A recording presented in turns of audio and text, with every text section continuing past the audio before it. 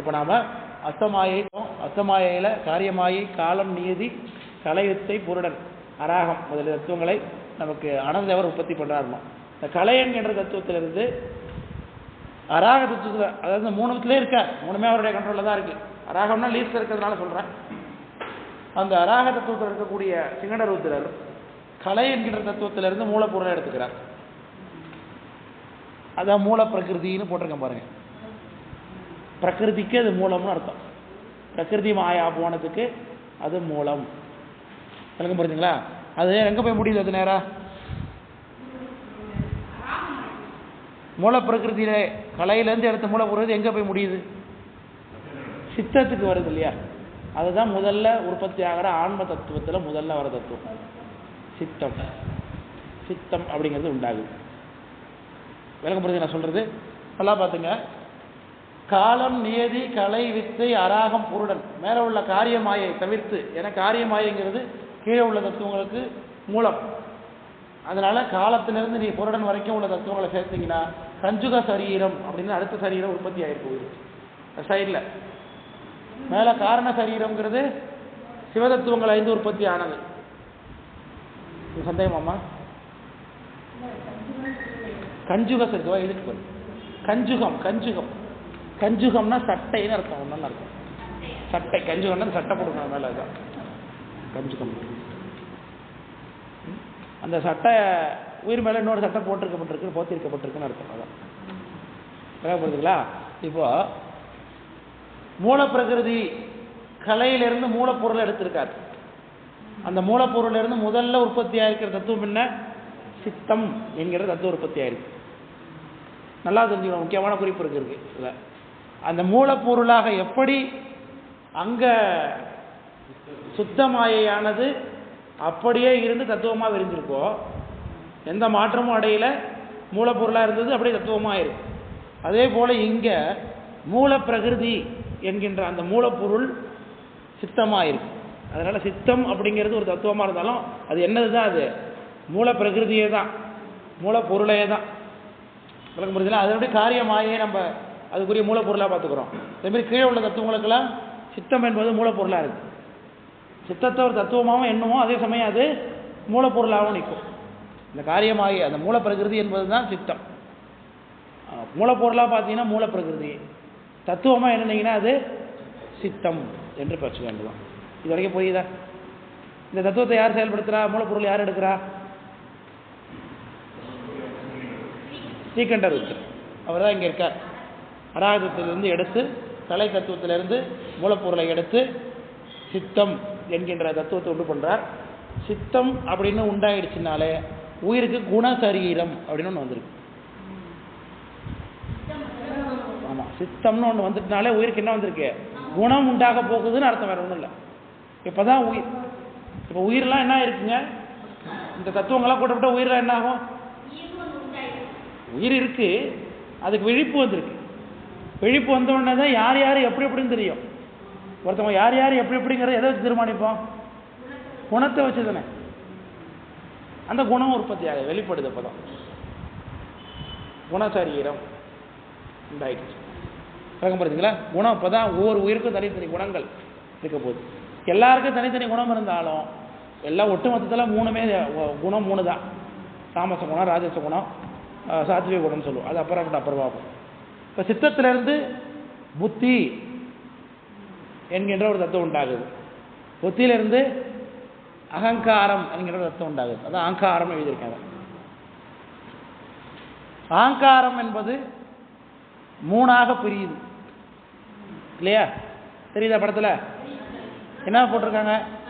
சத்துவ குண அகங்காரம் அல்லது தைசத குண அகங்காரம், ராஜச குண அகங்காரம் அல்லது வைகாரிக அகங்காரம், தாமச குண அகங்காரம் அல்லது பூதாதி அகங்காரம். இல்லைங்க புரியுதுங்களா? அகங்காரம் மட்டும் என்ன ஆகுது? மூணாக பிரிக்கிறது. அப்போ குணம் இங்கே தான் பிரியுது. இல்லைங்க புரியுதுங்களா? ஆமாம், குணமாக பிரிகிறது.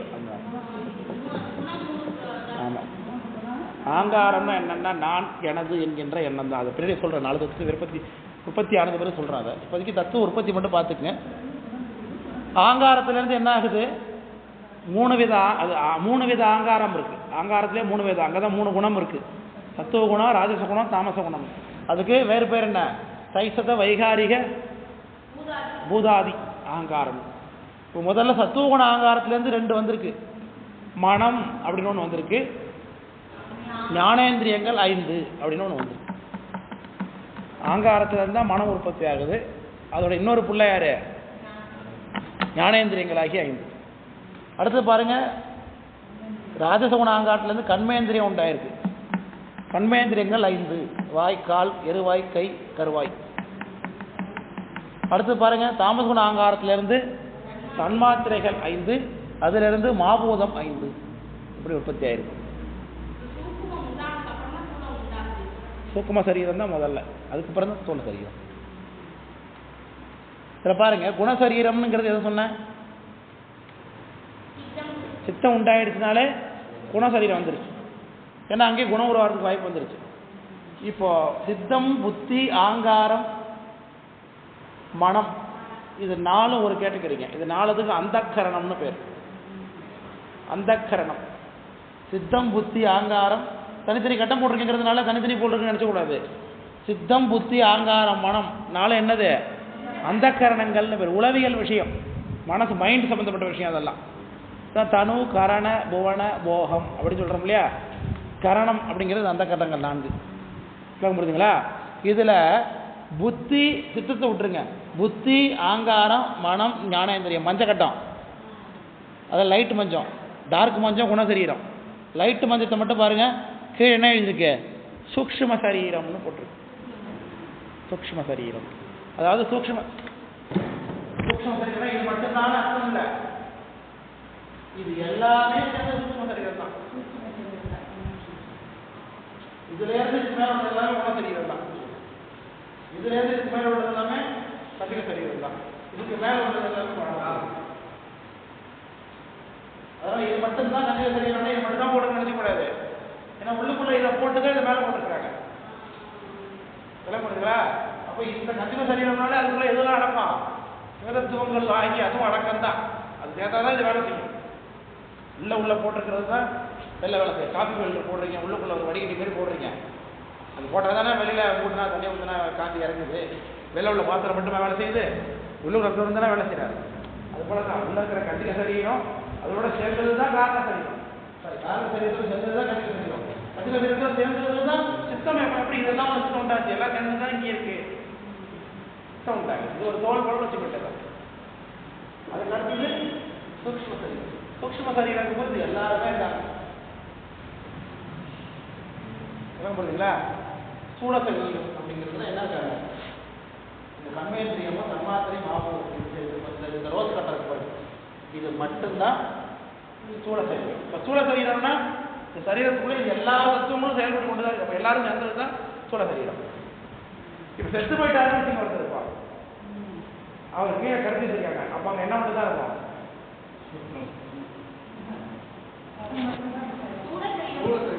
Very good. ஸ்தூல சரீரம் மட்டும்தான் இருக்கும். ஆன்மா போயிடுச்சுன்னா இதோட சேர்ந்து எல்லாம் சூக்கும சரீரம் அப்படிங்கிறது ஒரு புரிஞ்சுக்கீங்க. சூக்கும சரீரங்கிறது உலகத்தோட எல்லா உயிருக்கும் ஒரே மாதிரி தான். நீங்கள் ஒரு மரத்தை வெட்டினா கூட அந்த மரத்துலேருந்து போகிற வெளியில் போகிற உயிர் எப்படி தான் போகும்? சூக்கும சரீரமாக தான் வெளியில் போகும். சூக்கும சரீரத்தில் வெளியில் போகும். புரியுதுங்களா? ஒரு எறும்பை கொண்டா கூட அந்த எறும்புலேருந்து வெளியில் போகிற உயிர் எப்படி போகும்? சூக்கும சரீரமாக வெளியில் போகும். ஒரு ஆட்டை கொண்டா கூட அந்த ஆட்டு உள்ள பள்ளியை கொண்டா கூட எல்லா உயிர்களும் உள்ளேருந்து வெளியில் போட்டு போகிற உடம்பு மட்டும்தான் என்னது? ஸ்தூல சரீரம். அதனால் நம்ம எல்லாருமே ஒரே மாதிரி உயிர்கள் தான். எதில் தான் வேதப்படுறோம்? மனுஷனா, மாடா, ஆடா, பொக்கா, நாயா, நரியாங்கிறது எதில் தான் வேறுபடுகிறது? இதை பொறுத்தவரை எதில் வேறுபடுது? ஸ்தூல சரீரத்தில் தான் வேறுபடுது.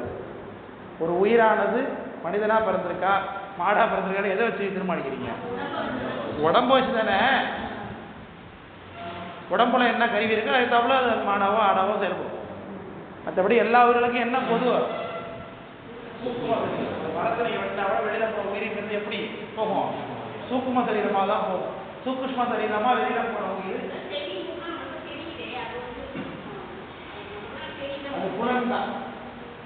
கருவி அப்படிங்கிறது வர பொறி அப்படின்னு ஒரு பொருள். இந்த இடத்துல செவி அப்படிங்கிறது கால கிடையாது. காலனைய உடன் அடையக்கூடிய சப்தம் அந்த அறிவு தான் இருக்கு. அறிவு கருவி கிடையாது. அதனால கண்மேந்திரியம் நாங்கள் போடலாம். ஞானேந்திரியம்னா உள்வாங்கக்கூடிய தன்மை. சொல்றேன் அவங்க சொல்றேன் எல்லாம் சொல்லி தரேன். பொறிக்கு புலனுக்கு வித்தியாசம் இருக்கு சொல்றேன்.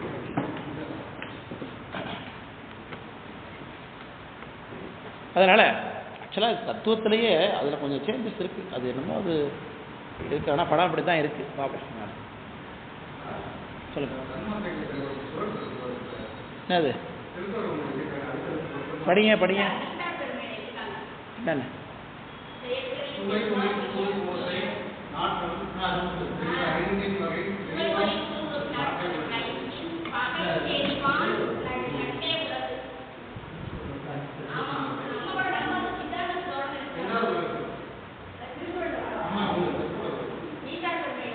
அது என்ன சொல்ல, அந்த புலன்களால் ஏற்படக்கூடிய இன்பத்தை யார் தெரிந்து விலகி நிற்கிறானோ அவன் தான் அவனுக்கு கீழே உலகம் கொண்டு வர்றார்.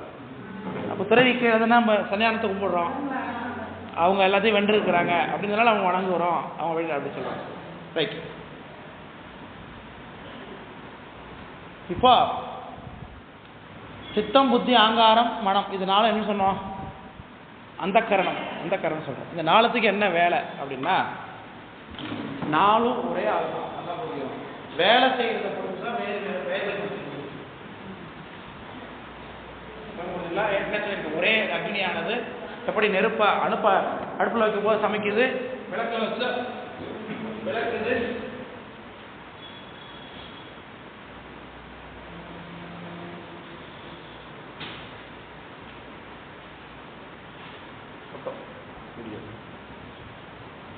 என்ன சொன்னப்போ மனம்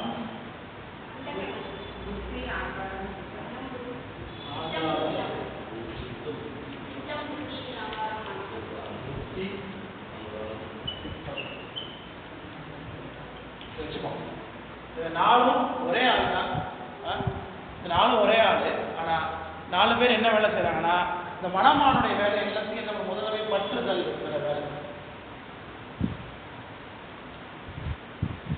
ஒரு இங்கே உட்காந்துருக்கீங்க, யாரோ ஒருத்தர் அங்கே போகிற உடனே என்ன பண்ணுவீங்க? அங்கே பார்க்குறோம் இல்லையா? அது காரணம் மனம். நம்ம அறிவில் இருக்கக்கூடிய இந்த மனம் என்கின்ற பகுதி என்ன செய்யும்? எதுவாக இருந்தாலும் நமக்கு தேவை இருக்கா இல்லையா சென்று பற்றும். எதையுமே அங்கே கிடக்க என்ன பார்ப்போம், இப்போ இருக்கிறது என்ன பார்ப்போம், வந்து யாருன்னு பார்ப்போம், போகிறது யாருன்னு பார்ப்போம், அதை கிடக்கிறது என்னன்னு தெரிஞ்சுக்கணும். அப்படின்னு எதையுமே தெரிஞ்சுக்கணுங்கிற ஆவல். அது சென்று பற்றுறதுக்கு காரணம் யார்? இந்த மனம். அது குறை கிடையாது. வகுப்பில் இருக்கிறத பார்க்கறது சொல்றதுனால அது குறை தானே அப்படின்னு நினைக்கக்கூடாது. எல்லாமே எதையுமே பற்றாம எப்படி தெரியும்? சைவ வகுப்பு எப்படி இருந்தீங்க போறீங்க? முதல்ல மனம் பற்றினதுனால தான் வந்தீங்க. அதனால பற்றக்கூடிய வேலையை செய்யக்கூடிய கல்வி அவ்வளோதான். நீங்க எதை பற்றினீங்க, நமக்கு அதனால என்ன விளையாடுறது நீங்க பயன்படுத்தல. இந்த கருவியோட வேலை என்ன? எதுவாக இருந்தாலும் முதல்ல பட்டினதுக்கு பிறகு இப்போ ஒரு உதாரணத்துக்கு மேலே வளர்க்குறேன். இங்கே உட்காந்துருக்கீங்க, அந்த சூழ்நிலை பார்த்தீங்கன்னா ஒரு கயிறா பாம்பா தெரியல, கிடக்கு ஒரு பொருள் கிடக்குது. என்ன பண்ணுறீங்க முதல்ல? என்னது அது என்ன? மண் பாம்பு. அதுதான் பண்ணுறது. ஏன்னா இங்கே வகுப்பில் நீங்கள் உட்காந்துருக்கீங்க, அவங்க எங்கே கிடந்தா என்னன்னா என்ன பிரயோஜனம் தேவையில்லை. ஆனால் என்ன பண்ணுறோம்? அதை பார்க்குறோம். பார்த்தோம்னா என்ன ஒன்று பார்க்குறீங்க இல்லையா? அப்போது அது என்னவா இருக்கும் அப்படிங்கிறத யோசித்து நான் கண்டுபிடிக்கிறேன்னு தீர்மானிக்கிறோம் இல்லையா? யார் கண்டுபிடிக்கிறேன்னு தீர்மானிக்கிறோம்? நான் கண்டுபிடிக்கிறேன்னு தீர்மானிக்கிறோம் இல்லையா? அப்போ என்னால் முடியும் அப்படிங்கிற எண்ணத்தை உற்பத்தி பண்ணுறது அகங்காரம். நான் என்கின்ற எண்ணத்தை உற்பத்தி பண்ணுறது அகங்காரம். நான் ஒரு ஆள் இருக்கேன், என்னால் முடியும், எனக்கு எதிராக யாரும் இல்லை, என்னால் தான் சாத்தியம் அப்படி இல்லாத சொல்கிறாங்க இல்லையா? அதை உற்பத்தி பண்ணுறதுக்கான ஆள் அதனால தான் அவனுக்கு அகங்காரம் ரொம்ப அதிகமாக சொல்லுது. ஆக்சுவலாக அகங்காரம்னா அது குறை கிடையாது. நான் சொல்கிற மாதிரி இது ஒரு கல்வியினுடைய வேலை. அந்த வேலையினால நம்ம எந்த விஷயத்த உலகத்தில் என்னோட பெரிய யாருமே கிடையாது, எனக்கு எது தப்பு. ஆனாலும் இந்த பாட்டில் இருக்கிற தந்தையா இந்த வேலை சொல்லலாம் அப்படின்னு நான் பார்க்குறேன் அப்படின்னு நம்ம நினைக்கிறதுக்கு காரணம் யாரு? எந்த முடிவுமே நான் கண்டுபிடிக்கிறேன் அப்படின்னு நினைக்கிறது வைக்கிறதுக்கு வேலை தெரிவிக்க போயிருந்தேன். ஆனால் என்ன பண்ணுவோம்? நான் கண்டுபிடிக்கிறேன் அப்படிங்கிறதுல நான் என்ன பண்ணலாம் மட்டும் எல்லாருக்கும் நான் தான் தெரியும். ஆங்காரத்தினுடைய வேலை அதிகமாக இருக்கிறதுனால அவங்களை விமர்சிச்சிருக்க ஆங்காரம் அப்படிங்கிற வார்த்தையை அதுக்காக பயன்படுத்தும். இவ்வளோ நாளாக ஏன் ஆங்காரங்கிற வார்த்தையை பயன்படுத்த நமக்கு தெரிஞ்சுங்களா? ஆங்காரங்கிறது என்னது? அதில் வேலையே என்ன? நான் என்று நினைக்க வைக்கிறது தான். ஆமாம், விளக்கம் புரியுதுங்களா? சரி, இப்போ நான் பார்க்குறேன் அப்படின்னு புறப்பட்டாச்சு. இந்த கிடக்கிறது பாம்பா கயிறா அப்படிங்கிறத கண்டுபிடிக்கிறதுக்கு நான் பார்க்குறேன்னு புறப்பட்டாச்சு. எப்படி ஃபைண்ட் அவுட் பண்ணுவீங்க அது கயிறா பாம்பான்னு? முன்னறியவை. Very good. ஏன்னா நீங்கள் ஒன்று கயிறையும் நீங்கள் பார்த்துருக்கணும் முன்னாடி, பாம்பையும் நீங்கள் முன்னாடி பார்த்துருக்கணும் இல்லையா? பாம்புன்னா பலன்னு அசையக்கூடிய பொருளாக இருக்கணும். கயிறுனா அசைவற்றது உயிரற்றதாக இருக்கணும். நம்மை பார்த்து அஞ்சு ஓடுனதுன்னா அது பாம்பாக இருக்கணும். நம்மளை பார்த்து எதை பற்றியுமே கண்டுக்கிடாம நம்ம பார்க்கவே இல்லாமல் சடப்பொருளாக கிடந்ததுன்னா அதுக்கு பேர் என்ன? கயிறு. இப்படி நம்ம தீர்மானிச்சு இதெல்லாமே உங்களுக்கு கயிறுனா என்னங்கிறது முன்னாடியே உங்களுக்கு தெரியும், பாம்புனா என்னங்கிறது முன்னாடியே தெரியும். இந்த அனுபவத்தை முன் அனுபவங்களை தேக்கி வைத்திருக்கக்கூடிய சிஸ்டம் முன் அனுபவத்தை வைத்து இந்த பொருள் தானான்னு கண்டுபிடிக்கிற வேலையை பார்க்கறது புத்தி. புத்தி தீர்மானிக்கும், சித்தம் முன் அனுபவத்தை தேக்கி வைக்கும். இதான் 4 வேலை. அந்த காரணங்களுடைய வேலை 4 வேலை.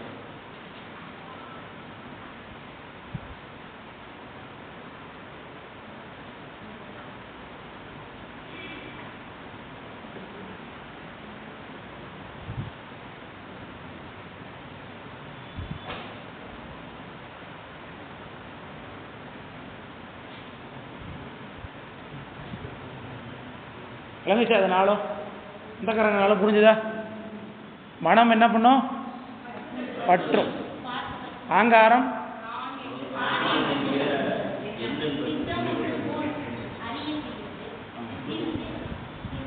தீர்மானிக்கும். இதுதான் அதுதான் பழைய அனுபவத்தை வைத்துக்கொண்டு தீர்மானிக்கக்கூடிய வேலையை பார்க்கறது புத்தி. இது நான் என் புத்தியால் அதை யோசிச்சு சொல்கிறேன் அப்படி சொல்கிறோம் இல்லையா? அதுதான். ஆனால் இது 4மே ஒரே ஆள் தான், அளவில் வேற வேற நிற்கிற தனித்த தத்துவமாக நிற்கிறாங்க. விளக்கம் புரியுதுங்களா? சரி, அடுத்தது ஆங்காரத்தில் சத்துவகுண ஆங்காரத்துலேருந்து மனம் உற்பத்தி ஆகுது, அதை பார்த்தாச்சு. அதோட இன்னொரு பகுதி ஞானேந்திரியங்கள் 5 என்று உற்பத்தி ஆகுது. ஞான இந்திரியம் அப்படின்னா இந்த இடத்துல செவி புலன் தான். செவினா காதுன்னு அர்த்தம் இல்லை, நல்லா தெரிஞ்சுக்க வேணும். இந்த தோல் வெள்ளை இருக்கே, இந்த காது இதுதான் அங்கே உற்பத்தி ஆகுதுன்னு அர்த்தம் இல்லை. இது ஸ்தூல சரீரத்தோடு தொடர்புடையது. அதுக்கு ஏற்படக்கூடிய செவி அனுபவம், அதை தான் இந்த இடத்துல என்ன சொல்கிறாங்க? செவின்னு எழுதியிருக்காங்க. மெய் அனுபவம், கண் அனுபவம், மூக்கு அனுபவம், கண், அதை தான் அங்கே சொல்கிறாங்க ஞானேந்திரியம்னு. இந்திரியம்னா கருவின்னு அர்த்தம், உறுப்பை கிடையாது. நல்லது, அந்த உறுப்பு அது விஷயம்னு சொல்லுவோம். அதை ஞானேந்திரிய விஷயம்னு சொல்லுவோம். மெய் அப்படிங்கிறது ஸ்பரிசம், அதில் அதோடைய விஷயம் ஸ்பரிசம். வாய் அப்படிங்கிறதுடைய விஷயம் வந்து சுவை. அந்த இடத்துல நாக்குன்னு இருக்கணும், அது வாயின்னு போட்டிருக்காங்க.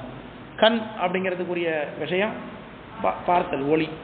அதேமாதிரி மூக்குக்கு விஷயம் நுகர்தல், செவிக்கு விஷயம் கேட்டல். இதுதான் விளக்கம் புரியுதுல? அதெல்லாம் புலன்கள்னு பேர். அந்த ஞானேந்திரியம் உண்டாகுது. இது எல்லாமே இன்புட்ஸ், தெரிஞ்சுங்க.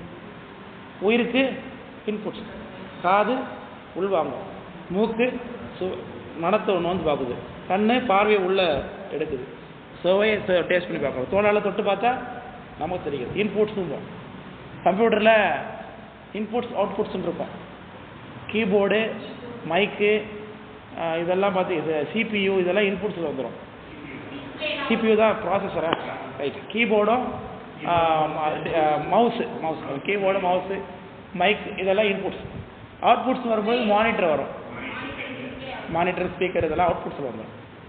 விளக்கம் புரியுதுங்களா? அது மாதிரி உயிருக்குடைய இன்புட்ஸ், வெளி உலகத்தை பார்த்து புரிந்து கொள்வதற்குரிய கருவிகள், இதெல்லாம் அதனால் ஞானத்தை உற்பத்தி பண்ணுறதுனால ஞானம்னா அந்த இடத்துல அறிவுன்னு அர்த்தம், அவ்வளோதான். ஞானேந்திரியம்னு அர்த்தம்.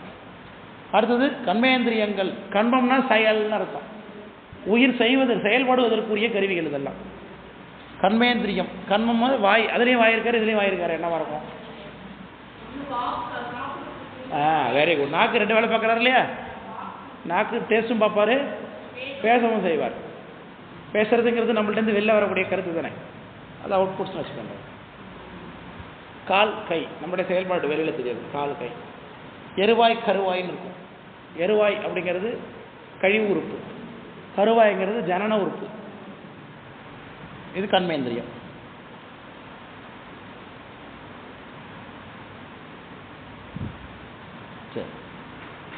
சரி, தாமச குண ஆங்காரத்திலிருந்து தன்மாத்திரைகள் உற்பத்தி ஆகிறது. இதுதான் அதோடைய விஷயம்னு சொல்கிறேன். அந்த மெய், வாய், கண், மூக்கு, செவி என்று சொல்லக்கூடிய அவற்றுடைய விஷயங்கள் இங்கே உற்பத்தி ஆகுது. ஓசை அப்படிங்கிறது செவியினுடைய விஷயம். விளக்கம் புரியுதுங்களா? ஓசை. ஊறு அப்படிங்கிறது பரிசத்தினுடைய உடம்புடைய விஷயம். அடுத்தது ஒளி, கண்ணுடைய சம்பந்தப்பட்டது. சுவை, நாவோட சம்பந்தப்பட்டது. நாற்று, மூக்கோட சம்பந்தப்பட்டது. இந்த ஆர்டர்லேருந்து தான் அந்தந்த அந்தந்த தன்மாத்திரையிலேருந்து தான் அந்தந்த பூதங்கள் உற்பத்தி ஆகுது. கீழே மாபூதம் இருக்கு பார்த்தீங்களா? பூதங்கள் அந்த தன்மாத்திரையிலேருந்து உற்பத்தி ஆகுது. அதனால அவற்றுக்கு பேர் சூக்ஷ்ம பூதம்னு பேர். சுவை, ஊறு, ஒளி, சுவை, நாற்று. ஓசை, ஊறு, ஒளி, சுவை, நாற்று. இந்த 5க்கும் இன்னொரு பேர் என்ன? சூக்ஷ்ம பூதம்னு பேர். சூக்ஷ்ம பூதத்திலேருந்து என்ன உற்பத்தி ஆகுது? பூதம், ஸ்தூலபூதம், மாபூதம் இப்படிலாம் உற்பத்தி ஆகுது. 5 பூதம்னு சொல்லிட்டு உற்பத்தி ஆகுது. அப்போ ஓசையிலிருந்து ஆகாயம் உற்பத்தி ஆகுது. இதை நீங்கள் அடுத்து உண்மை இலக்கத்தில் படிப்பீங்க, தெளிவாக இருக்கும். ஓசம், ஆகாசம் தான் சப்தத்துக்கு இடமா நிற்கிது. ஆமாம், சில நேரம் சாமிகிட்ட சொல்கிறேன், வாங்கி தர சொல்லி சொல்கிறேன், காசு கொடுத்து வாங்கி. அதான் நான் ஒரு சாஸ்திரம் எல்லா 14 சாஸ்திரமும் சேர்ந்துருக்கிற புக்கு ஒன்று ப்ரிஸ்கிரைப் பண்ணுறேன்.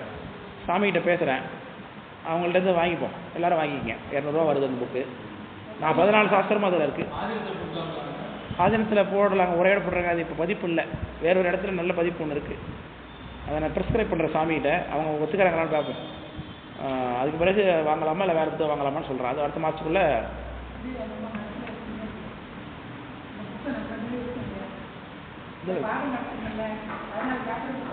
இருக்குது. உரையோட பெரிய புத்தகம், அது பதிப்பு இல்லை இப்போ. அதனால் ஓசை அப்படிங்கிறது ஆகாயத்தை உற்பத்தி பண்ணுது. அதில் ஓசையிலேருந்து என்ன உண்டாகுது? ஆகாயங்கிற பூதம் உண்டாகுது. இதெல்லாம் புரியுதுங்களா? ஓசை ஒலிப்பதற்கு காரணமாக இங்கே ஆகாயம் நிற்கிது. ஆனால் ஆகாயத்தில் உற்பத்தி எங்கேருந்து தான்? ஓசையிலேருந்து தான். அதே மாதிரி ஊறு, அது ஸ்பரிசங்கிற உணர்வுக்கு காற்று, அதிலிருந்து தான் காற்று உண்டாகுது. பூதங்கள் அப்படி தான் உற்பத்தி ஆகுது. ஒளி என்கின்ற அந்த இதிலிருந்து தீ உண்டாகுது. சுவையிலிருந்து நீர் உண்டாகுது. நாற்றத்திலிருந்து மண் உண்டாகுது. இந்த 5 புலன்களுமே இப்படி தொடர்புடையவை.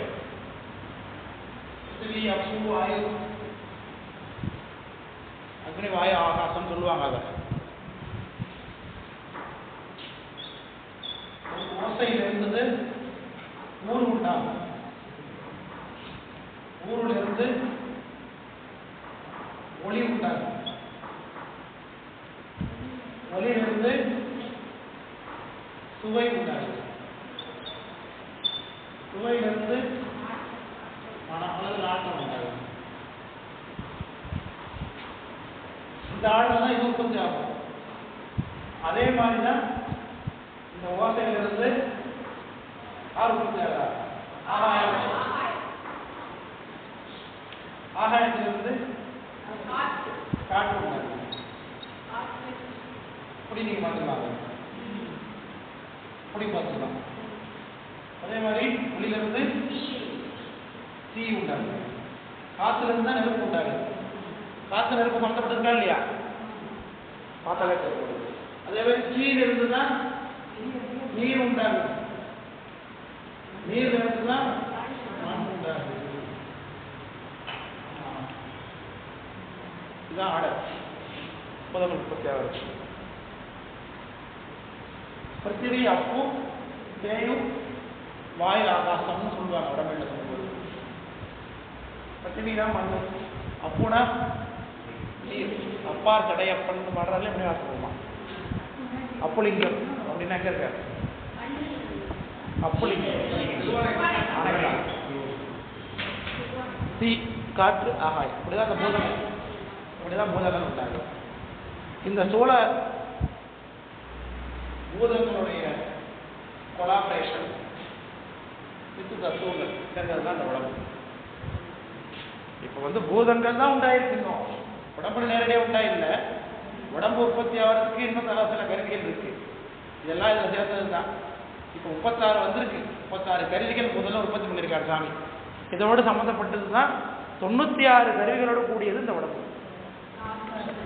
60 தாத்விகளோடு சேர்ந்து உடம்பு உற்பத்தி ஆகுது. இது வரைக்கும் புரியுது. இதை பார்த்தோன்னே இது பிரம்மாண்டமாக இருக்குது, தெரிஞ்சுக்க முடியாது, மனப்பாடம் பண்ண முடியாதுன்றதை நினைக்காதீங்க. இந்த ஆடல் நீங்கள் புரிஞ்சுக்கிட்டு பார்த்துக்கிட்டிங்கன்னா புரிஞ்சிடும். நாளை பண்ணா நம்மளோட தத்துவங்கள்லாம் நடக்கும், ஆத்திரங்கள் நடக்கும் போதெல்லாம் இதுலேருந்து அங்கே டக்கு டக்கு டக்கு டக்குன்னு சார்ட்டு கம்ப்யூட்டரில் ஓடுற மாதிரி உங்கள் மனத்திரையில் ஓடணும். அந்தளவுக்கு இது உங்களுக்கு மனப்பாடமாக இருந்தால் தான் புரியும். மனப்பாடம்னா மனப்பாடம் பண்ணக்கூடாது. இது எப்படி புரிஞ்சுக்கிறோங்கிறது உங்களுக்கு சொல்லிக் கொடுத்தாச்சு, உற்பத்தி ஆகுதுங்கிறத சொல்லிக் கொடுத்தாச்சு. அதை நீங்கள் அப்படியே தெரிஞ்சுக்க வேண்டியது தான். வீட்டில் போய் பயிற்சி பண்ணணும், திரும்பி கிளாஸ் கேட்கணும். அதுதான் விளக்கம் புரியுதுங்களா?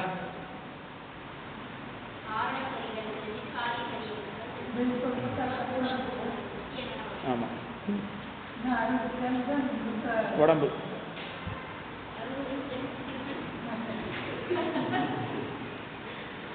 90 கல்வர் பாரு அப்பர் சாமி. 90 கல்வர், 96 திருட்டு பயிரோட நம்ம இருக்கோமா அது நினைக்கும் இருக்கு. அதனால இதில் டீச்சரத்தில்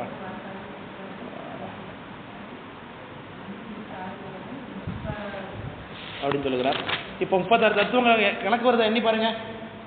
மாபூத 5, தன்மாத்திரை 5, 10, கண்மேந்திரி 5, 15, ஞானேந்திரி 5, 20, அந்த கரணம் 4, 24. இப்போ 24 தத்துவம் எத்தனை? என்ன தத்துவம் அது? ஆண் தத்துவம். கரெக்டாக வந்துட்டா கணக்கு. அதோடு சேர்த்து 7 வித்யா தத்துவங்கள். 24 + 7 31, 31 + 5 36 தத்துவம். 36 தத்துவங்கள்ங்கிறது இதுதான். இந்த தத்துவங்களுக்கு கருவின்னு பேர். தத்துவம்னா பிலாசபின்னு இருக்கும்ல, கருவி. இவங்க எல்லாருமே நம்ம உயிர் வாழ்வதற்கு எத்தனை கருவியும் நமக்கு உடம்புல பொருத்தி சாமி வச்சிருக்கு, உயிரோட பொருத்தி வச்சிருக்காரு. தேவைப்படுதுங்களா? இப்போ இந்த 5 பூதம் சொன்ன பாருங்க கீழே, இந்த 5 பூதங்களை பஞ்சீகரணம், அதாவது ஒன்று கூட்டி தான் இந்த உற்பத்தி பண்ணுற உடம்பை. விளம்படுதுங்களா? பூதங்கள்ல உள்ள இருக்குது, பூதங்களில் 5 பூதங்களையும் மிக்ஸ் பண்ணி சுவாமி என்ன பண்ணுற உடம்பு உற்பத்தி பண்ணுறார். அந்த 5 உற்பத்தி ஆகிறது சேர்த்து மொத்தம் 60 இருக்குது. அதில் 60 சேர்த்து இந்த 36 சேர்த்து மொத்தம் 96 பேர் வந்துடுவாங்க. அதில் அந்த 60 தாத்விகங்கள், இப்போ எழுதிக்கூடிய தாத்விகங்கள் என்கிற தலைப்பு. தாத்விகங்கள்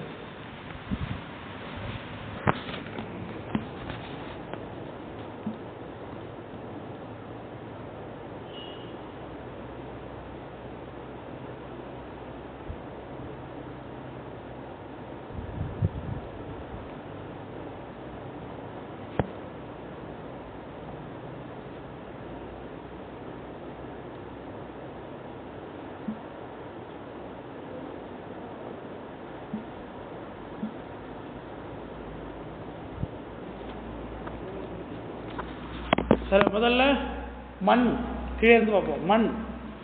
மண்ணினுடைய விஷயமாக நம்ம உடம்புல 5 பொருள் இருக்கு. மண்ணினுடைய விஷயமாக நம்ம உடம்புல 5 இருக்கு. என்னென்னா எலும்பு, தசை, மயிர், தோல், நரம்பு. எலும்பு, தசை,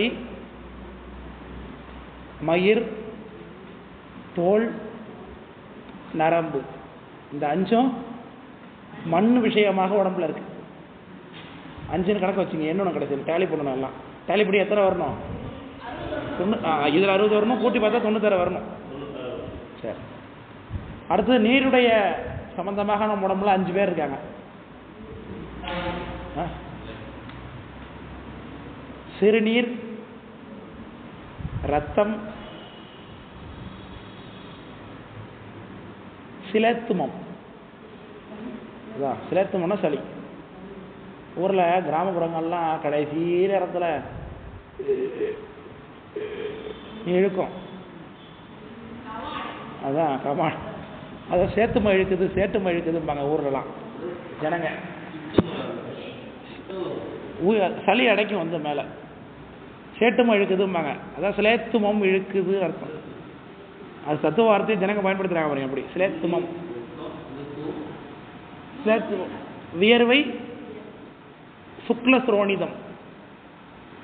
சுக்ல ஸ்ரோணிதம். ஆணாக இருந்தாருன்னா சுக்லம், பெண்ணாக இருந்தாங்கன்னா ஸ்ரோணித்தம் பேர். ஆமாம், ஸ்ரோணித்தம், சுக்லம் ஸ்ரோணித்தம். என்ன 6 வருதுன்னு பார்க்காதீங்க.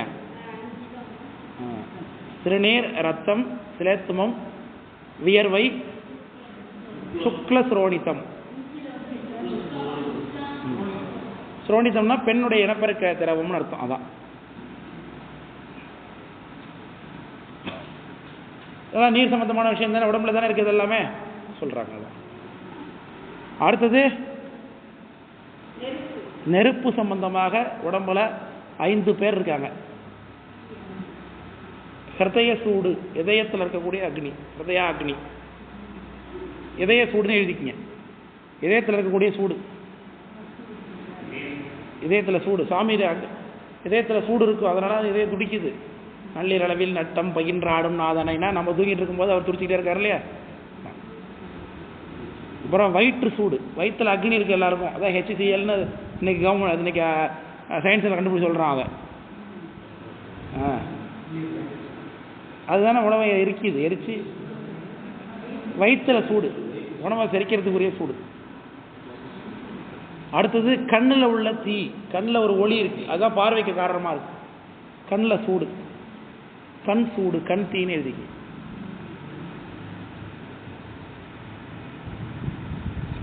அடுத்தது உடல் சூடு, உடம்பு முழுக்க இருக்கக்கூடிய சூடு. எவ்வளோ இருக்கணும் மனுஷனுக்கு? 36 டிகிரி செல்சியஸ் இருக்கணுமா? நார்மலான நேரத்தில் அப்படி இருக்கணும். அவருக்கு 98 ஃபாரன்ஹீட் அப்படி இருக்கணும். உங்கள்ட்ட ஒரு நர்ஸ் இருக்கார் தெரியுமா? கரெக்டாக அதெல்லாம் சொல்ல பாருங்க. ஒரு நர்ஸ் படிக்காதவர்.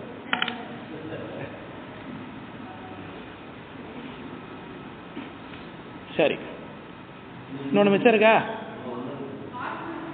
இல்லை இல்லை, சூட்டிலே ஒருத்தர் பாக்கி இருக்கார். மண்டை சூடு, தலையில் இருக்க சூடு, அதுக்கு பேர் பைத்தியம்னு பேர். தலையில் இருக்கக்கூடிய சூட்டுக்கு மூளை சூடு, அதுக்குரிய சூட்டுக்கு பேர் பைத்தியம்னு பேர். பைத்தியம். அதான் அது சமன்பாடாக இருக்கணும், குறையவும் கூடாது கூடவும் கூடாது. எதுவுமே இப்போ உடம்புல மொத்தம் முக்கியமாக 3 விஷயம் இருக்குங்க. அதுதான் சொல்லுவாங்க பாதம், பித்தம், கபம்னு சொல்லுவாங்க. இதான் திருவள்ளுவர் சொல்றார், மிகினும் குறையினும் நோய் செய்யும் மூத்தோர் வழிமுதலா எண்ணிய 3 அப்படின்னார். அது 3மே டேலியாக இருக்கணும். இது 3த்துல எது குறைஞ்சாலும் கூடினாலும் நோய். அதான் வாத நாடி, பித்த நாடி, கப நாடின்னு பார்ப்பா வைத்தியர். 3 விரல் நாடி பார்ப்பாங்க. இது எந்த விரல் 3த்துக்குமே ஒரே நாடி, ஒரு நாடியில் வச்சு பார்த்தோம்னா 3த்துல எது அதில் மிஸ்மேட்ச் ஆகுறதுங்கிறத கண்டுபிடிச்சிட்டு கண்டுபிடிப்பாங்க. 3க்கு 3 × 3 எத்தனை? 9. அதில் நிகழ்த்தகவு எவ்வளோ வரும்? நிகழ்த்தகவுன்னா தெரியுமா? ப்ராபபிலிட்டிம்பாங்க. ப்ராபபிலிட்டினாக்க அதான் எவ்வளோ எப்படி சொல்றீங்க? 1 ரூபா காயின் இருக்கு, ஒன்று தலை விழணும், அதுதான் பூ விழுணும். ஒரு காயின் இருந்ததுன்னா ஒன்று தலை விழும், இல்லை பூ தான் விழும். 2 இருந்ததுன்னா ஒன்று தலை விழலாம், பூ விழலாம். 2மே தலையா விழலாம், 2மே பூவா விழலாம். அப்படியா? அப்படி வச்சுக்கலாம். பூ தலை இந்த காயின்ல என்ன அப்படிங்கிறத வச்சுக்கலாம். ஆமாம், 4. அதான் நான் சரி. பூத்தலை, பூ பூ, தலை தலை, தலை பூ, இப்படி வருது இல்லையா? அதே 3 காயின் வச்சுக்கிட்டீங்களா? அப்போ அந்த இது அப்படி நம்ம 8 தான் இருக்கிறோம் அப்படியா? அதே மாதிரி இங்கே 3 சொல்கிறோம் இல்லையா? வலி பித்தம் கம்மியாக இருக்கும், பித்தம் குறைஞ்சிருக்கும் போது அது 2 கூட இருக்கிறது. பித்தம் அதிகமாக இருக்கும், இது 2 குறைச்சிருக்கிறது. வாதம் கூட இருக்கும்போது இது 2 கம்மியாக இருக்கிறது. இப்படி அதில் மிஸ்மேட்ச் எத்தனை வருது இந்த ப்ராபர்ட்டி. அதை வச்சு தான் என்னென்ன நோய் உடம்புல வருதுங்கிறத தீர்மானிக்கிறாங்க. அந்த காலத்தில் ஆயுர்வேதம் பண்ணும்போது அதை வச்சு தான் கண்டுபிடிப்பாங்க. பார்த்து வைத்தியம் அதான் சொல்லுவாங்க, மிகினும் குறையினும் நோய் செய்யும் மூத்தோர் வழிமுதலா எண்ணிய தான் சொல்லுவார் திருவள்ளுவர். அதை சொல்ல வந்தேன். அதில் அந்த மண்டை சூடு அப்படிங்கிறதுக்கு பைத்தியம்னு பேர். சூடு அதிகமாகிடுச்சுன்னா உனக்கு பைத்தியம் முத்திருச்சா அப்படின்னு அதில் தான் கேட்க வந்தது. அதுவே என்ன ஆகி போச்சு, கடைசியில் பைத்தியங்கிற வார்த்தைக்கு அந்த வார்த்தை அதை பயன்பாடு ஆகிப்போச்சு. ஆக்சுவலாக பைத்தியம்னா என்ன? மண்டையில் இருக்கக்கூடிய சூடு. அதுக்காக தான் தலையில் எண்ணெய் தேய்ச்சி குளிக்கிறது, எலுமிச்சம்பழம் தேய்ச்சி குளிக்கிறது அப்படியெல்லாம் செய்கிறார்கள். இருந்துட்டு போட்டோம். அடுத்தது வாயு. வாயுவினுடைய விஷயமாக உடம்புல 10 பேர் இருக்காங்க. இதில் 10ல் 5 பேர் ரொம்ப பிரதானம். அதனால் பஞ்சப்பிராணன்னு அவங்களுக்கு பேர். பஞ்சப்பிராணோப்பிய சுவாகா அப்படிம்பாங்க.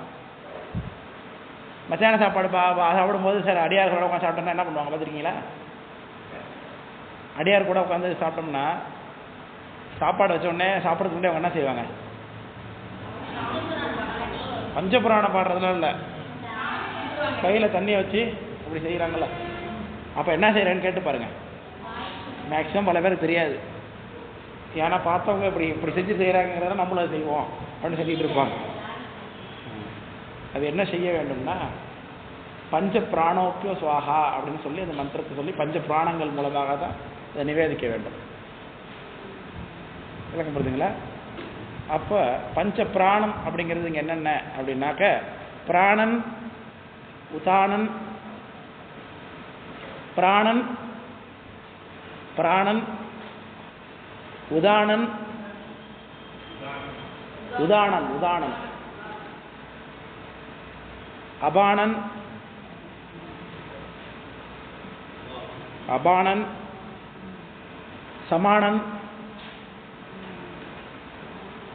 வியானன், வியானன், வியானன், வியானன், பியானன், வியானன், VIYANAN, வியானன். 5 பேர் இருக்காங்களா? இவங்க 5 பேர் பிரதானம். இந்த 5 பேருக்கு ஜோடி இருக்காங்க. அவங்களுக்கு உபப்பிராணன்னு பேர். உபப்பிராணன், உபப்பிராணன் அது 5.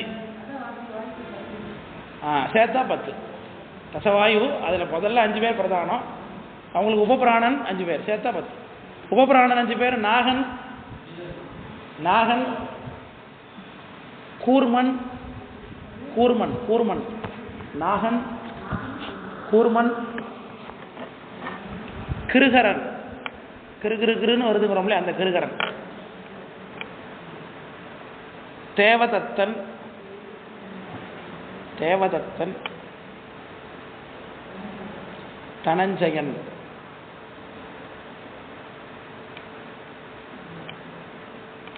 தனஞ்சயன், தனஞ்சயன். மொத்தம் 15 வந்துட்டா? 10 தான் வந்திருக்கா? சரி,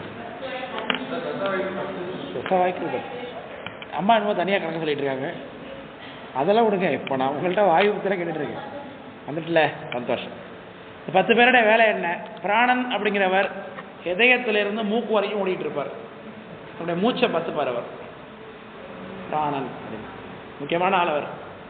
அவர் இருந்தால் தான் நாம் இருக்கோங்கிறதுக்கு அடையாளம் இல்லையா? எத்தனை நேரம் ஒரு இல்லைன்னா கொண்டு போய் மூடி வச்சுருவோம். ஐஸ் பட்டி வாங்கிட்டு வந்துடுவோம். மொதல் கட்டமாக அதை வந்து இறக்கிடுவாங்க. டாட்டா ஐஸை கொண்டு வந்து இறக்கிடுவோம் அதை இல்லையா? ஆமாம் ஆமாம். எப்படி கரெக்டாக சொல்கிறீங்க அதெல்லாம்? ஆமாம். உதாரணனுடைய வேலை, உதாரணம்னா கண்டக்காற்று. இங்கே இருக்கார் அவர். இப்படி முழுங்குறோம்ல, முழுங்குறதுக்கு பயன்படுறவர் தான் உதாரணம். அதான் உதாரணம், லோக்கல் கார்டு அவர் தான். மத்தியானம் காலையே சொன்னேனே வாக்கு பற்றி பேசும்பொழுது உதாரணங்கிற வாக்கு காத்திருக்காரு. அவரோட சம்மந்தப்படும் பொழுது வைகரியா காத்து வெல்லம் வாக்கு வரும்னு சொன்னேன் காலையில். அபானங்கிறவர் வயிற்றுலேருந்து கீழ் நோக்கி போயிட்டு இருக்கார். இந்த அபானங்கிற வாயு தான் நம்ம பாத்ரூம் போகும்போது அவசரமாக இருக்குது, இவர் இன்னும் சீக்கிரம் கிளாஸை முடிக்க மாட்டாரு அப்படின்னு நினச்சோம்னா அப்போ இறுக்கிக்கிட்டு உட்காந்துக்கிறோம்ல. அவசர நேரத்தில் பாத்ரூம் போகிறதுக்கு நம்ம அர்ஜென்ட் பண்ணுறது இப்படி இருக்கிறோம் இல்லையா? அதுக்கு உள்ள காற்று இந்த அபானம். ரெண்டாவது இனப்பெருக்கம், தாம்பத்தியத்தில் ஈடுபடுறதுக்கு அந்த அதாவது அந்த நம்முடைய அந்த கீழே இருக்கக்கூடிய எருவாய் கருவாய் ரெண்டுத்தையும் அவர் தான் செயல்படுத்துகிறார். இந்த அபானங்கிற வாயு தான் செயல்படுத்துகிறார். அதான் சொன்னேன், எருவாய் கருவாய் ரெண்டுத்துக்குமே இந்த அபானன் உதவி பண்ணுறார். சமானன்ங்கிற வாயு உடல் முழுக்க சமமாக பரவி இருக்கு. நம்ம சாப்பிட்ற சாப்பாட்டுடைய சத்தை உடல் முழுக்க கொண்டு போய் சேர்க்கிற வேலையை இந்த சமானன் பார்க்குறாரு.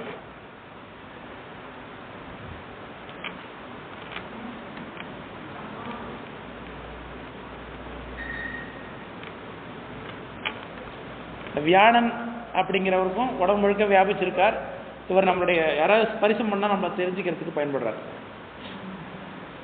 தொடு உணர்ச்சிக்கும் மூச்சை அடக்கிறதுக்கும் மூச்சை அப்படி முடிச்சு ஜம்ப் பண்ணி வைக்கிறதுக்கு இந்த வியாழன் பயன்படுறார்.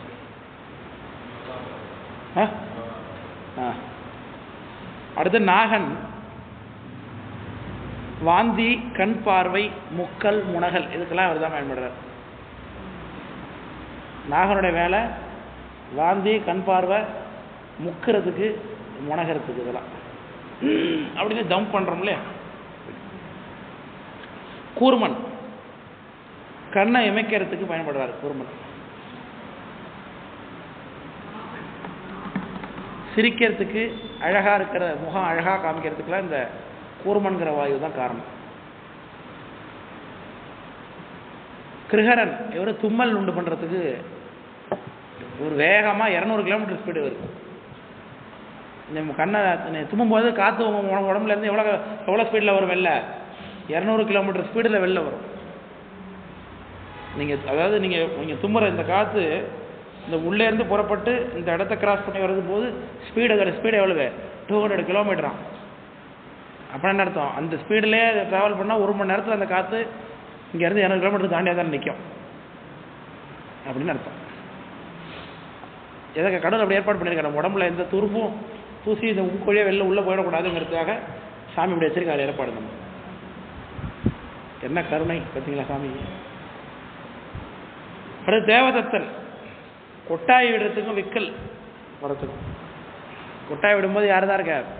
யாராவது கொட்டாய் விட்டாங்கன்னா தேவதத்தனான்னு கேளுங்க. அப்போ நான் உங்களுக்கு கொட்டாவி விடுறதுக்கு காரணம் யாரு? தேவதத்தன். தனஞ்சயன் உடலை சிதைக்க பயன்படுறார் நிறைவுல. இந்த 10 பேர்ல 9 பேர் உயிரோடு இருக்கிற வரைக்கும் வேலை செய்வாங்க. தனஞ்சயன் இறந்து போனதுக்கு பிறகு உயிர் உடம்பை விட்டு நீங்கின உடனே அவர் ஆக்டிவேட் ஆகிடுவார். உடம்பு அப்பவே டீகம்போஸ் பண்ண ஆரம்பிச்சிடும். உலகத்தில் எத்தனையோ உயிர்கள் சாகுது இல்லையா? மனுஷனை மட்டும் தான் தூக்கி அடக்கம் பண்ணிட்டு இருக்கிறோம். மற்றதெல்லாம் என்ன ஆகுது? தானாக தான் மண்ணோட மண்ணாக கிடக்குது. இது காரணம் தனஞ்சயன்கிற வாயு. ரொம்ப அழுகிய நாற்றத்தோட அந்த இடத்துல நாற்றம் வருது. காரணம் அங்கே யார் இருக்காப்பா? தனஞ்சயன் அங்கே வெளிப்பட்டு கொண்டிருக்கிறார். அதனால தான் அந்த ஸ்மெல் வருது. இந்த ஸ்மெல் காரணம் என்னது? எது செத்து போனாலும் அந்த நாற்றம் தான் அடிக்குது. நாய் செத்து கிடந்தாலும், பேய் செத்து கிடந்தாலும், மனு செத்து கிடந்தாலும் நாற்றம் என்ன? ஒன்று தான். அந்த நாற்றம் தான் தனஞ்சயனுடைய வெளிப்பாடு. தனஞ்சயன் வெளிப்பட விடாத அளவுக்கு நம்ம என்ன பண்ணிடுறோம்? கொண்டு போய் கொளுத்திடுறோம். அப்படிலாம் புதைச்சி விடுறோம். புதைச்சிட்டோம்னா 3ஆவது நாள் டப் அப்படிங்கிற சத்தத்தோட மண்டை வெடிச்சு இந்த காற்று வெளில போகுமா. புதைச்சிட்டாங்கன்னா, கொளுத்துனாங்கன்னா மண்டையில் சூடு வந்தோடனே டப் அப்படின்னு சத்தம் கேட்டு வெடிச்சு வெளில போகும்னு சொல்கிறாங்க. காஞ்சிபுரத்தில் மட்டும் செத்து போனாங்கன்னா அவங்களுக்கு இந்த சத்தம் கேட்காதான். ஏன்னா காஞ்சிபுரத்தில் அடையிறவங்க அத்தனை பேருமே கபால மோட்சம் அடைகிறார்கள் அப்படின்னு காஞ்சிபுராணம் சொல்லுகிறது. அவர்களுக்கு அப்போவே வெடிச்சிருவான். அதனால் அவங்களுக்கு சம்ஸ்காரம் ஆகும்போது வெடிக்காதுன்னு சாஸ்திரம் சொல்லுகிறது. காஞ்சிபுரத்துக்கு அவ்வளோ ஒரு பெருமை சொல்லுகிறது. சரி, இப்போ வாயுக்கள் 10. அடுத்தது ஆகாயத்தினுடைய விஷயமாக 10 பேர் இருக்காங்க. 10 பேர் நாடி, 10 தசை நாடி உடம்புல இருக்கு. பேர் சொல்கிறேன், நோட் பண்ணிங்க. அத்தி தசை நாடிக்கள். அத்தி, அலம்புடை, இடகலை, பிங்கலை, பிங்கலை, சுழுமுனை. இந்த 10 நாடியில் இது 3 தான் ரொம்ப பிரதானம். இடகலை, பிங்கலை, சுழுமுனை 3. இடகலை அப்படிங்கிறது இடது காலிலேருந்து வலது மூக்கு வரைக்கும் வரும். வடகலைங்கிறது வலது மூக்குலேருந்து இடது கால் வரைக்கும் வரும். சுழுமுனை நாடிங்கிறது நாபி கபலத்திலேருந்து நேராக போகும் நாடி. இதெல்லாம் காந்தாரி, குருதை, காந்தாரி, குருதை, சங்கினி,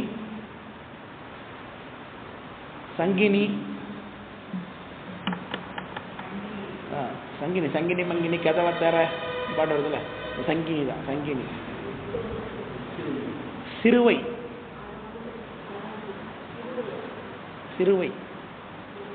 பூரடன், திருவை புருடன். புருடன் புருடன் கடைசியா புருடன்.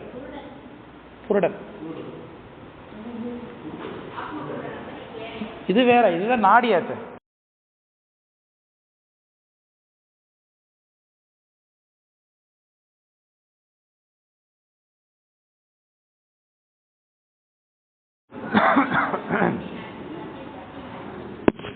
இதெல்லாம் நாடி. புருடன்கிற அது வேற. இப்படி பல பேர் திரும்ப திரும்ப வந்துட்டு இருக்கோம். அதனால அதெல்லாம் ஒன்று கொண்டு போன தனித்தனியாக எழுதிக்கணும். அதெல்லாம் இது வரைக்கும் எத்தனை பேர் வந்திருக்காங்க? 10 பேர் மொத்தமா. மண்ணில் 5, நீரில் 5, வெப்பத்தில் 5, 15, 25 பேர் வந்திருக்காங்களா?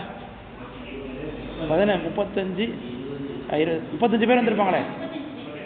35 பேர்.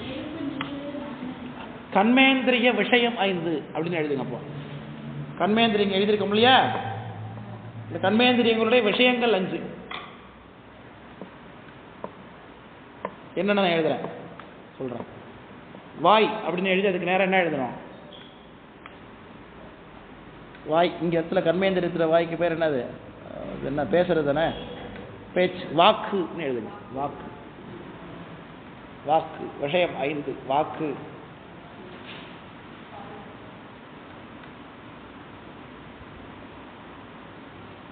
காலுக்கு கமனம். காலுக்கு கமனம். கமனம் கமனம் கமனம் கமனம். GANAM கமனம். MANAM கமனம். கமனம்னா போக்குவரத்துன்னு அர்த்தம். வேற ஒன்றும். அவ்வளோதான். தமிழில் போக்குவரத்து. காலை வச்சு என்ன செய்றீங்க? அதான் கமனம். கைக்கு தானம். தானம். தானம்னா கொடுத்தல் வாங்குதல். 2 வேலையும் யார் செய்யறா? கை. எருவாய். விசர்க்கம். விசர்க்கம். விசர்க்கம்னா கழிவு. விசர்க்கம். விசர்க்கம். விசர்ஜனம் பண்றதுன்னு கேள்விப்பட்டிருக்கீங்களா? முளைப்பாரியை கொண்டு போய் விசர்ஜனம் பண்ணுவாங்க அப்படின்பா கல்யாணத்தில். குருக்கள் வச்சு கல்யாணம் பண்ணிங்கன்னா முளைப்பாரி ஒன்று 4 பேர் பொண்ணு சுமங்கலி எல்லாம் செஞ்சு விசர்ஜனம் பண்ணுவாங்க பாரு. பிள்ளையாரை சுற்றி முடிஞ்ச உடனே 5 நாள் 3 நாள் 4 நாள் பிள்ளையாரில் கொண்டு போய் என்ன செய்வாங்க? விசர்ஜனம் பண்ணுவாங்க. விசர்ஜனம் நீக்கிறதுன்னு அர்த்தம். கருவாய். ஆனந்தம். ஆனந்தம். ஆனந்தம்னா என்ன சார்? ஆனந்தம்னா என்ன? இன்பம்னு அர்த்தம். கருவாயில முதல்ல இன்பம் தானே, அப்புறம் தானே குழந்தை உற்பத்தி ஆகுது. அதனால ஆனந்தம்.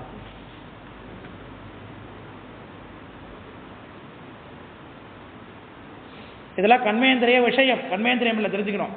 கண்மேந்திரியத்தினால செய்யக்கூடிய செயல்பாடுகள். அடுத்து ஞானேந்திரிய விஷயம்.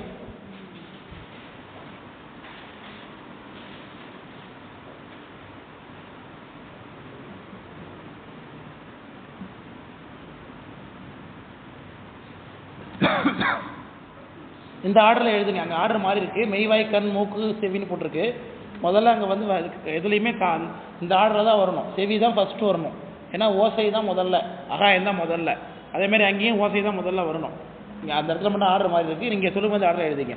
முதல்ல செவியினுடைய விஷயம் சப்தம். செவியினுடைய விஷயம் என்ன? சப்தம். மெய். மெய்யினுடைய விஷயம் ஸ்பரிசம். சப்த ஸ்பரிச அப்படின்னு ஒரு சொல்லு மந்திரங்கள் எல்லாம் சொல்லுவாங்க. ரூபரச கந்தாதி அப்படின்னு போற்றிகள்லாம் வரும். சகசிராமர்த்தனை எல்லாம் சொல்லுவாங்க. நெய்க்கு அடுத்து யார்? கண் இருக்காரா? ரூபம் அல்லது உருவம் எழுதிங்க. கண்ணோட விஷயம் என்ன? உருவத்தை பார்க்கறது தானே.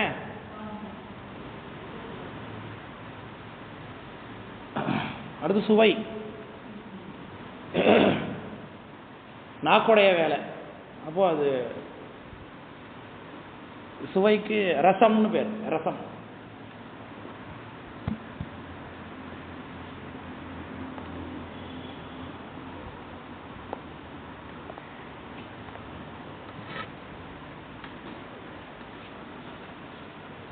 அடுத்தது மண். அது சாரி அது மூக்கினுடைய விஷயம் மனம். அது நல்ல மனமோ தீய மனமோ ஏதோ ஒன்று.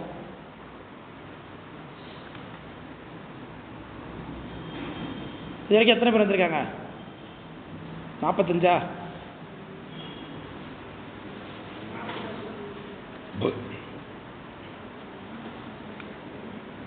இந்த ஆங்காரத்தின் கூறுகள் 3 பேர் இருக்காங்க பாருங்க. அதில் சத்துவகுண ஆங்காரம், ராஜசகுண ஆங்காரம், தாமசகுண ஆங்காரம்னு இந்த 3 பேரும் எழுதிக்கிங்க. 3 பேர்.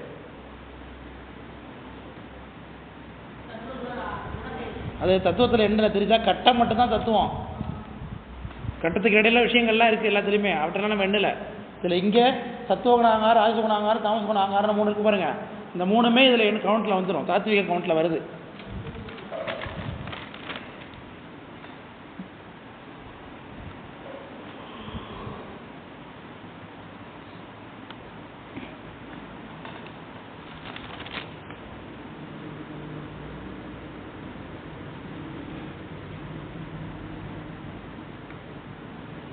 உயிர் செய்யக்கூடிய 5 குற்றம். இந்த 60 வந்து ஒவ்வொரு சமயம் வேறுபடுங்க. ஒவ்வொரு சமயத்துக்கும் இந்த 60 கணக்கு மட்டும் 96ங்கிற கணக்கை வேற வேறையாக கணக்கு பண்ணுவாங்க. நம்ம சமயத்தில் இதில் வர இன்னொரு கவுண்ட்டு 5 குற்றம். காம குரோத 5 குற்றம். காம குரோத லோப லோப மத மாச்சரியம்.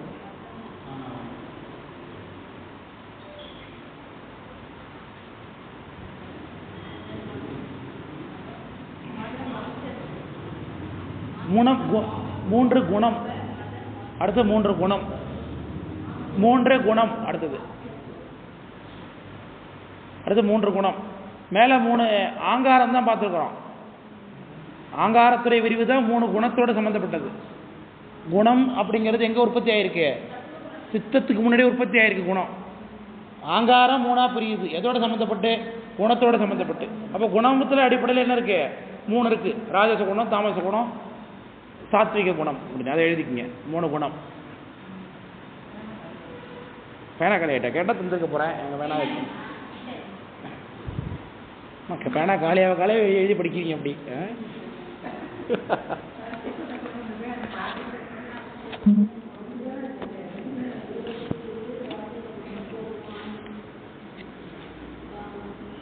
வாக்கு 5, வாக்கு 4.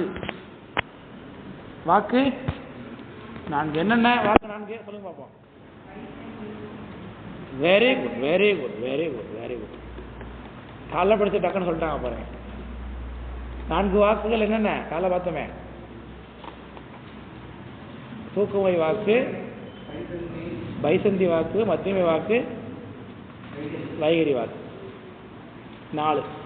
இப்போ என்னங்க மொத்தம்?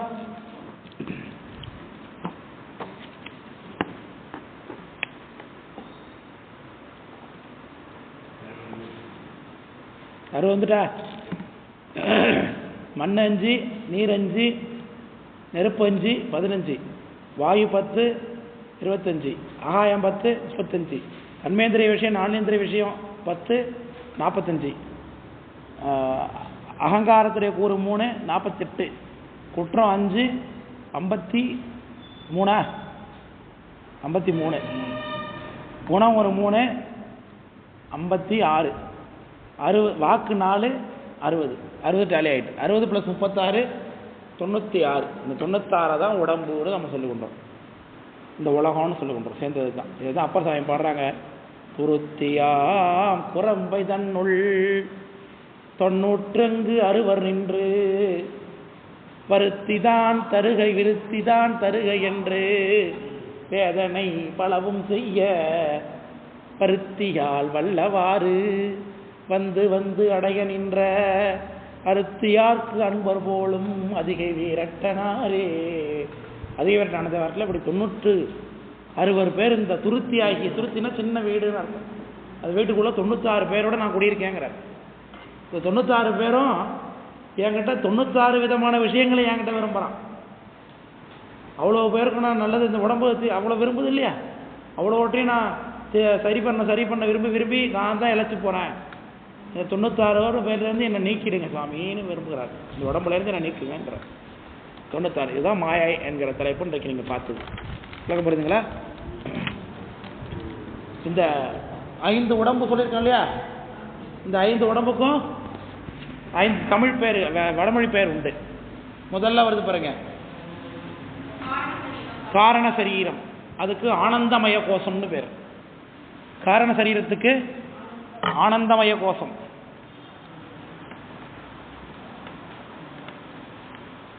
கஞ்சுக சரீரத்துக்கு விஞ்ஞானமய கோஷம். ஆனந்தமய கோஷம், கோஷம்னா உடம்பு, ஆனந்தமய கோஷம். கஞ்சுக சரீரத்துக்கு விஞ்ஞானமய கோஷம். கஞ்சுக சரீரம் எங்க உண்டாயிருக்குங்க? இருக்கு. அங்கதான் உயிருக்கு என்ன உண்டாச்சு? ஞானம் உண்டாச்சு. அதனால விஞ்ஞானம் பொறுத்து பாருங்க. அடுத்தது குணம் உண்டாகும் பொழுது யார் வந்தா? சித்தம் புத்தி ஆங்காரம் மனம் வந்துச்சா? மனோமய கோஷம்னு பேர். உர சரீரத்துக்கு மனோமய கோஷம்.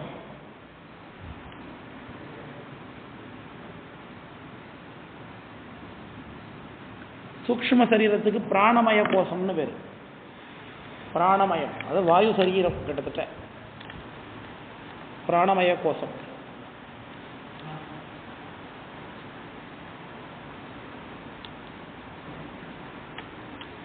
ஸ்தூல சரீரத்துக்கு அன்னமய கோஷம்னு பேர்.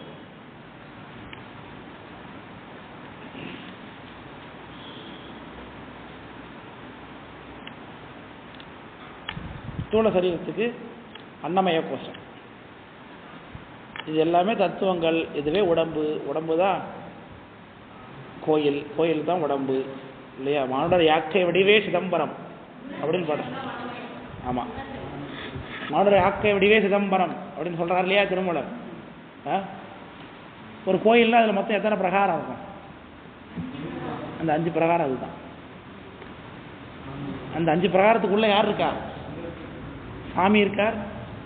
உயிர் மேலே இதெல்லாம் போட்டப்பட்டிருக்கு. முதல்ல வர்றது அன்னமய பிரகாசம், அது அன்னமய கோஷம், அது சூழ சரீரம். அதுதான் வெளியில் இருக்கக்கூடிய ரதவீதி. அடுத்தது ஒரு பிரகாரமாக வந்து நிறைவில் கிடைக்கிற சாமியை சுற்றி வரமுல உள்ள குறுக்கல் வர பாருங்க, கர்ப்பகிரகம்.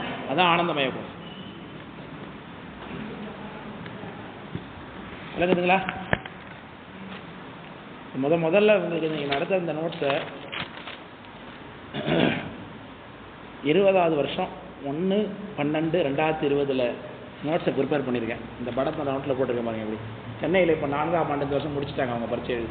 அவங்களுக்கு நடத்தின பாடம் நீங்கள் என்கிட்ட பார்த்தனா 6வது செட் நீங்கள் படிக்கிறீங்க. இந்த இது என்கிட்ட ஏன்னா அங்கே 4 செட்டு படிச்சுட்டாங்க. பொன்னமராய் ஒரு செட்டு, நீங்கள் 6வது செட்டு, 6வது செட்டாக படிக்கிறீங்க. அது தமிழ்நாடு ஃபுல்லாக இருக்குது. அடின்னு 3 மையத்துக்கு பாத்தியாராக இருக்கேன். தருமபுரத்தில் இருக்கு. இந்த படத்தை தான் இப்போ வந்து 2ஆம் ஆண்டு முடிச்சு 3ஆம் ஆண்டு போகிறார் பாருங்க. அங்கே நந்தகுமார்னு ஒரு ஐயா சென்னையில் இருக்கார். அவர்கிட்ட நான் இந்த படத்தை விட்டு செராக்ஸ் போட்டுங்கன்னா நோட்டை கொடுத்துருந்தேன். அவங்க என்ன பண்ணுறாருன்னா, இது மாதிரி அவர் ஆப்ஷன் பிரிண்டில் தான் ஒர்க் பண்ணுறாரு போட்டுருக்கு. இந்த மாதிரி கலர் பிரிண்ட்டாக போட்டு கொடுத்தாரு. நாங்கள் அது மாதிரி இதில் போட்டுக்கிட்டோம். அதுதான் இப்போ உங்களுக்கு வந்துருக்கு. சென்னையில் 2ஆம் ஆண்டு போய் முடிச்சு 3ஆம் ஆண்டு இந்த வருஷம் வராரு. அவர் தான் இந்த கலரில் அது மாதிரி போட்டு கொடுத்தது இந்த படத்தை. விளங்குதா? அவ்வளோதான் பாடம் இருக்கு.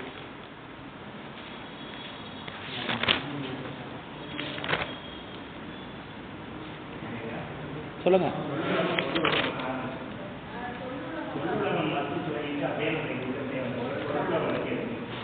பார்த்ததுதான் பொருளாகும். முழுக்க பார்த்ததெல்லாம் பொருளாகும் தான். நாதத்திலிருந்து சப்த பிரபஞ்சம் தனியாக உண்டாச்சு. அது முழுக்க சொல்லுலகம். நாதத்திலிருந்து விந்து சாதாக்கியத உற்பத்தி பூரா பொருளுலகம் தான். எல்லாம் பொருளுலகம். பொருளுலகம் இதில் பார்த்துருக்கிறது பொருளுலகம் தான். இந்த உலகம் தான் எனக்கு தெரிந்த உலகம். இதுதான் இந்த 36 தத்துவம் என்கின்ற விஷயம். இதை நீங்கள் சீக்கிரம் முடிஞ்சிட்ட வகுப்பு வேறு எதாவது பார்க்க வேண்டியிருக்கா? அப்பனா இன்னும் நிமிஷம் எல்லாம் சொல்லிட்டேனா?